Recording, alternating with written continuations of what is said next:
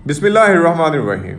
अस्सलाम वालेकुम वरहमतुल्लाहि वबरकातुहू। उम्मीद करता हूँ कि आप सब बिल्कुल खैर आफियत से होंगे। नाज़रीन ग्रामी, पाकिस्तान ऑर्डिनेंस फैक्ट्रीज इस वक्त पाकिस्तान आर्मी के लिए एक नई असॉल्ट राइफल तैयार कर रही हैं जिसे PK-18 का नाम दिया गया है। ये राइफल देखने में अमरीकी AR राइफल्स के डिज़ाइन से मिलती जुलती है, लेकिन हकीकत में ये राइफल पाक फ़ौज के पास पहले से ज़ेरे इस्तेमाल G3 राइफल का ही एक जदीद वर्जन है। G3 राइफल की तरह इस राइफल में भी 51x7.62 mm एम्यूनेशन ही इस्तेमाल होता है। अगर इस राइफल की आम खसूसियात की बात की जाए तो ये एक 3.8 किलोग्राम वजनी राइफल है जिसके ऊपर P रेल्स मौजूद हैं जिन पर दुरुस्त निशाना लगाने के लिए स्कोप लगाई जा सकती है। ये एक गैस ऑपरेटेड राइफल है जिसके साथ इंपोर्टेड बट स्टॉक मुंसलिक है।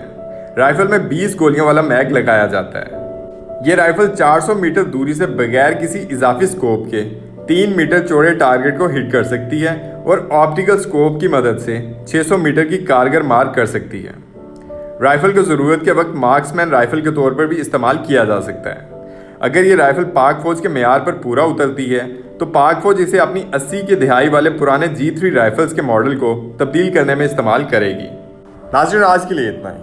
उम्मीद करता हूँ कि आपको हमारी ये वीडियो बहुत पसंद आई होगी। मज़ीद इल्तमास है कि जिन लोगों ने हमें अभी ज्वाइन किया है वो हमारी इस वीडियो को अपने दोस्तों, रिश्तेदारों और गिरदो नवा के लोगों में सोशल मीडिया और व्हाट्सएप के ज़रिए ज़रूर शेयर कीजिएगा।